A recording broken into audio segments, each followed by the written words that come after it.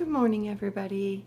Trina here, and I wanted to do a quick little video this morning before I head out to work.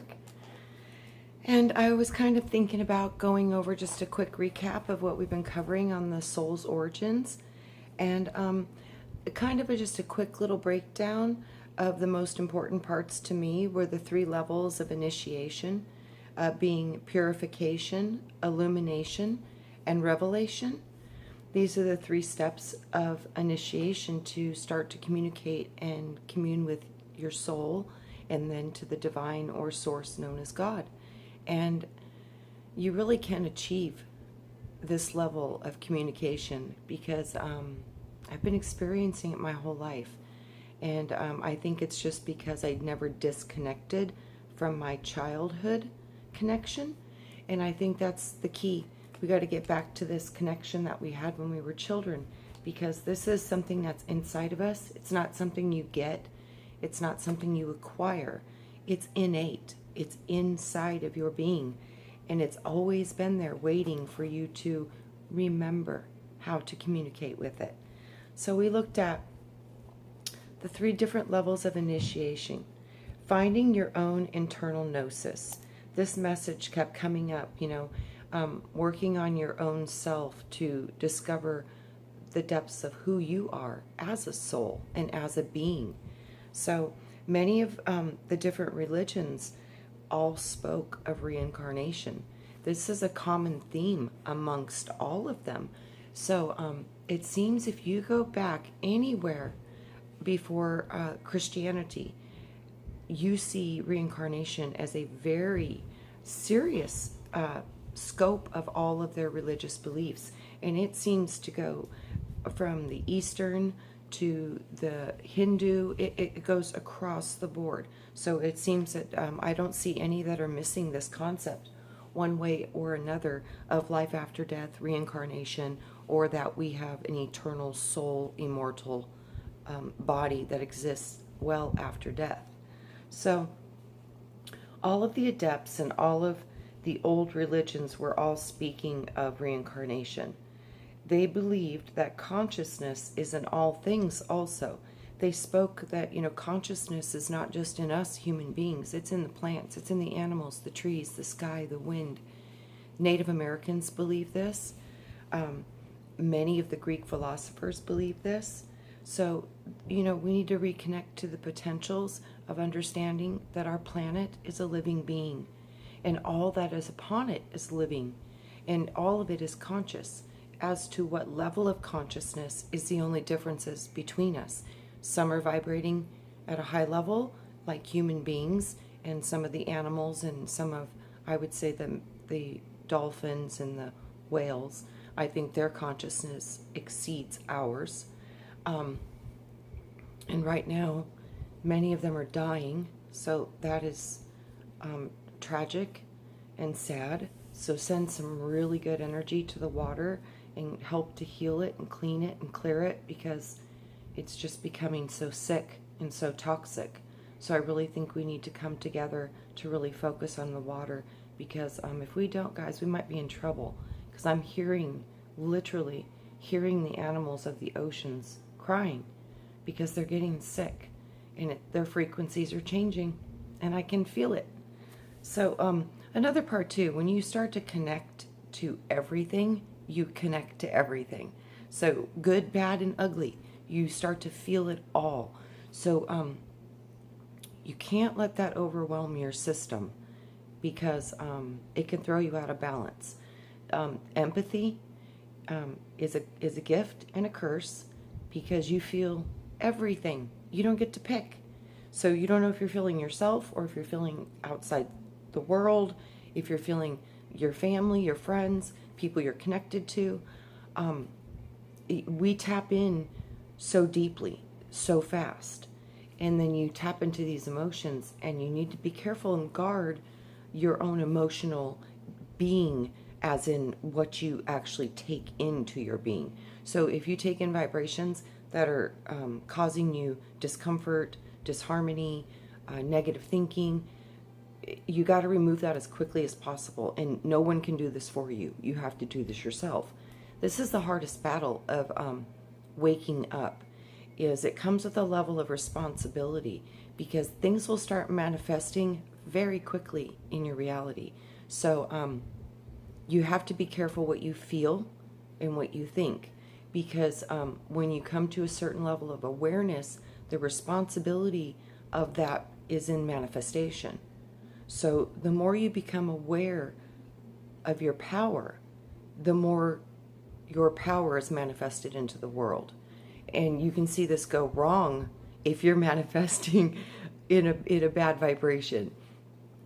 So 90% of our battle is battling the own internal chatter that we have going on in our thoughts, in our minds, because that internal chatter most often is leading you into memories. And memories are the past, and those past memories hold specific vibrations. So whenever you find yourself getting into vibrations that do not sit well within your being, shift out of that vibration by shifting your thought. And you shift your thought, then you'll shift your emotion. Because thought and emotion are one, they're hand in hand. They go together. So what you think about, you feel about. So be very careful about what we feel about. Because this is the whole thing of judgment at the end. It's not, it's what you've done, but it's more than that. It's what did you emanate to the world? What did you vibrate at? How do you sit in your being every day? Is it peaceful? Is it happy? Or is it sad and condemning and judging? And you know, these are real things that happen to all of us. So we just need to make sure that the scales are at least balanced with negative versus positive thought processes, feelings, emotions in the body, if not bringing them to a higher level of more often I'm sitting in a positive frequency. More often I feel the way I want to feel. More often I do these things that I know take work and effort, but can be done, and they're well worth it, because you'll see the manifestations come back in your world with positive vibrations that match the frequencies that you are sending forth into the reality. You are the Torah. It's circling in and out, in and out. So these waves go out of you and they return to you with a match. So vibrate right, because right vibration is going to put right vibration into the entire construct and the entire world. So these are the things that this book has been explaining. It's about our soul, our connection to soul, our connection to the plants, the animals, all that is. And this is what I've always understood. You know, since I was a little girl, I had memory of before I came into this body. And that was very confusing for me, because nobody else had that. And then as I did more of the spiritual practices, like a cranial sacral therapy, deep trance work, polarity work, energy work, these opened up more visions and more remembering of more of my existence before I came into this existence. So if that's true for me, and it's been true for so many others, I'm sure it's true for you as well. Trust what you see. Don't disregard what you see, because many of your past memories, they will be so foreign to you at first, and you won't be able to process that they're truly coming from you. You'll doubt yourself into blocking the images. So just trust. Don't doubt what you sense, feel, or see, and you'll all perceive it in different ways. It might be a smell that brings you to a past knowing. It might be a location, a place upon the earth, a picture, a song. It can be anything. It can be seeing somebody that you recognize and you don't know where you know them from. All of these things are clues to your past wisdom. And all this wisdom is locked inside of your genetic codes and inside of your memory. And that is like, they always talk about the cloud. You've got your own cloud. So that's why they say, get your head out of the clouds. They don't want you getting into your Akashic records. They don't want you getting into the cloud, because there's a lot of good stuff in that cloud and a lot of interesting information. So the Kabbalah states, all souls are subject to transmigration. They do not know that they are at all times being judged, both before coming into this world and also when they leave. Perfect the germ of which is planted within thee. So perfect the seed that was planted within you. So it's time to perfect our seed. And when you talk about perfecting a seed, the perfect seed is the seed that's original. It's the first seed. It's going to be the tree that's the mom that holds. All of the seedlings come from the mom tree. So you want to go back to the original seed, the original tree. And that would be like what the Bible talked about, the Garden of Eden, returning to the garden. So your soul is unique. It is like no other. It is a sound like no other. It is a unique, vibrational, energetic imprint, like a fingerprint from source that's identified uniquely to you in your soul's essence. And this connection is connecting you to the omnipresent and the omnipast, including all lifetimes and all forms that you have ever taken. Platonius, he explains, the soul still a dragged captive that will tell what a man has done and has felt. This is going to be true because the two witnesses is your soul and your spirit, and they bypass the body.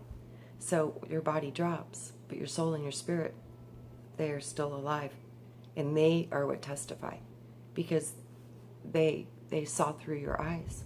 They witnessed through you. So they hold you accountable because they were in you. They were with you the entire time. They cannot be separated from you. So you are the judge and you are the jury, and you will surely see what mattered in this lifetime was not the lessons you've learned and the things that were hard. What will matter the most is, how did I recover? How did I learn from it? And how did I restore my harmony? And how did I seek to find the homeostasis within my body after experiencing trauma or after going through horrible things or seeing horrible things? We have to be able to find that balance to bring back that homeostasis. We have to be the anchor in the storm. So be balanced, vibrate well, and with that, we will start to manifest some really beautiful things. But one thing I really do think, guys, work with me if you will, because I would really appreciate it. Let's send some very powerful healing frequencies to the ocean and bring forth the vibration from the living waters of Eden. So with that, that was what I kind of wanted to tell you guys today. A little recap on what we found with origins of the soul. It seems like every ancient system believed in this. So it seems to me that the evidence is very strongly supportive that our souls are immortal and that we don't die. So with that, fear not. And with that, we came here to do something important and to transmute some really dark, sick energy. So let's get busy. Fill that ocean with light, its original frequency of creation. So much love to you. Have a beautiful day. We'll talk soon. Bye-bye.